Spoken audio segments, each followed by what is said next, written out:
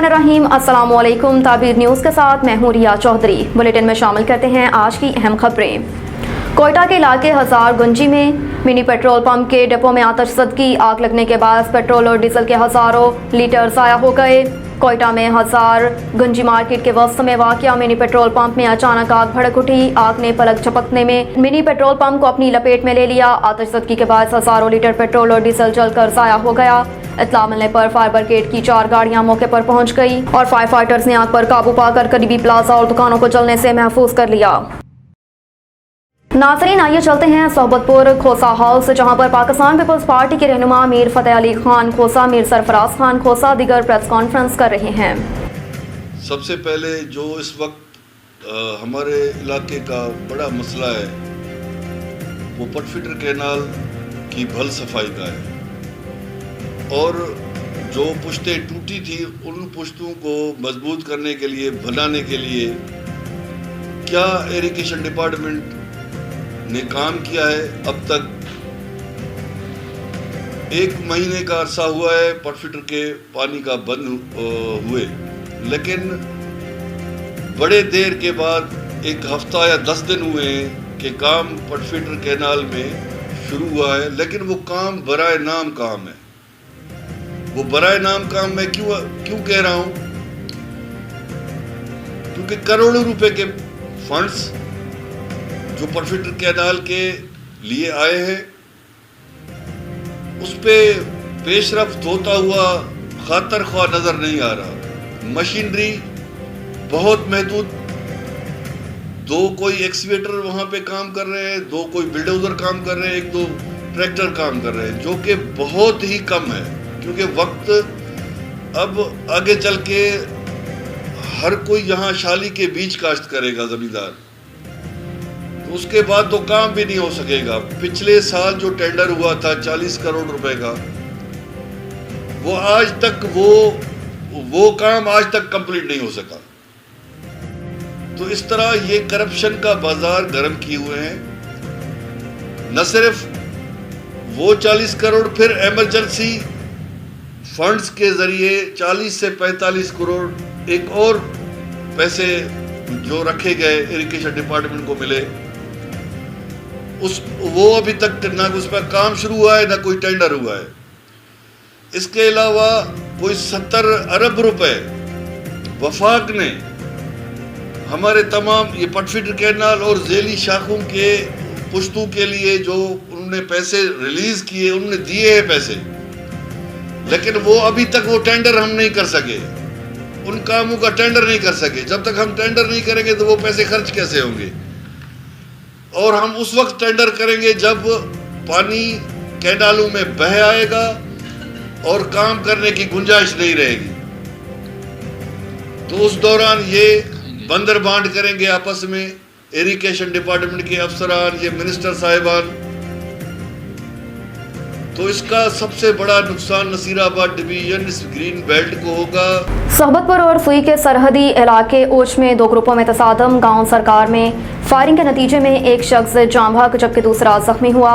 वाक़े की इत्तला मिलने पर पुलिस जाए वक़ुआ पर पहुंच गई। लाश और जख्मी को DHQ अस्पताल सोहबतपुर मुंतकिल कर दिया, जहां पर जाम भाग शख्स की शनाख्त अहमदान भुट्टी के नाम से हुई। लाश जरूरी कार्रवाई के बाद वर्सा के हवाले कर दी और जख्मी को तिबी इमदाद दी गई। पुलिस के मुताबिक तसादम की वजह 2 ग्रुपों में दरीना तनाज़ा बताया जाता है। वाक़े की मज़ीद तफ्तीश पुलिस कर रही है। रुकन सूबाई असम्बली बलोचिस्तान नवाबजादा तारिक खान मक्सी ने कहा कि कबूला रेगुलेटर की तामीर 1931 के कानून के मुताबिक होगी ताकि जमींदारों को उनके हिस्से का पूरा पानी मिले। मेरे लिए खैरतड़ कैनाल, कबूला अपर और कबूला डाउन के जमींदारों सब बराबर हैं, पानी पर किसी के हक तलफी नहीं होने देंगे।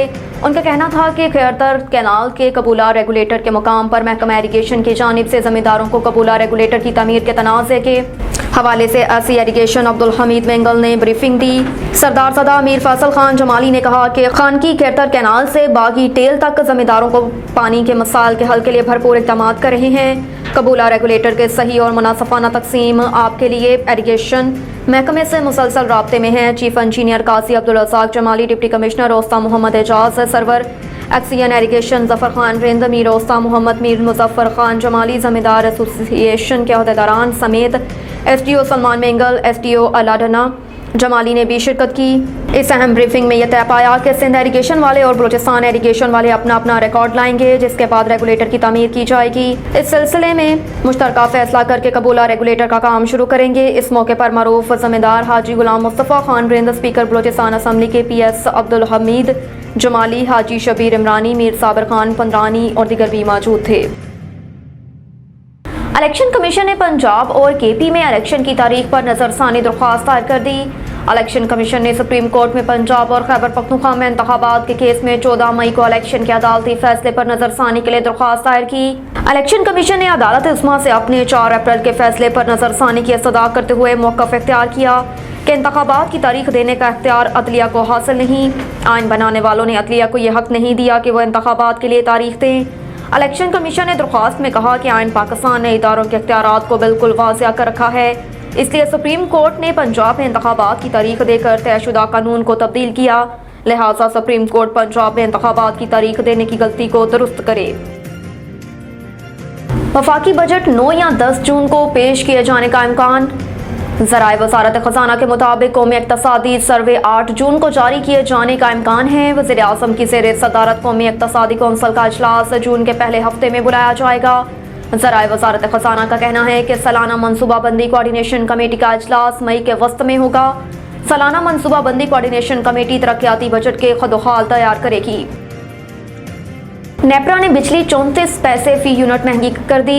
बिजली सार्फिन पर 2 अरब 90 करोड़ रुपए का इजाफी बोझ पड़ेगा। इजाफे का इतलाक लाइफ लाइन और के इलेक्ट्रिक सार्फिन पर नहीं होगा। बिजली सार्फिन को मई के बिलों में इजाफी अदायगियाँ करना होंगी। CPPA हुकाम के मुताबिक जो LNG हम इस्तेमाल नहीं कर सकते उसका बोझ बिजली सार्फिन पर पड़ता है। मेंबर नेपरा रफीक शेख ने कहा कि मार्च में लोड शेडिंग मुकम्मल खत्म करने का कोई खत लिखा गया। हुकाम CPPA ने कहा कि CPPA ने मार्च में लोड शेडिंग ना करने का लिखा था। CPPA ने NG मुकम्मल इस्तेमाल करने का कहा था। वाज़िया रहे कि CPPA ने 1 रुपये 17 पैसे फी यूनिट इजाफे की दरख्वास्त की थी, जबकि पावर डिवीजन ने बिजली महंगी करने की CPPA की दरख्वास्त मुस्तरद कर दी थी।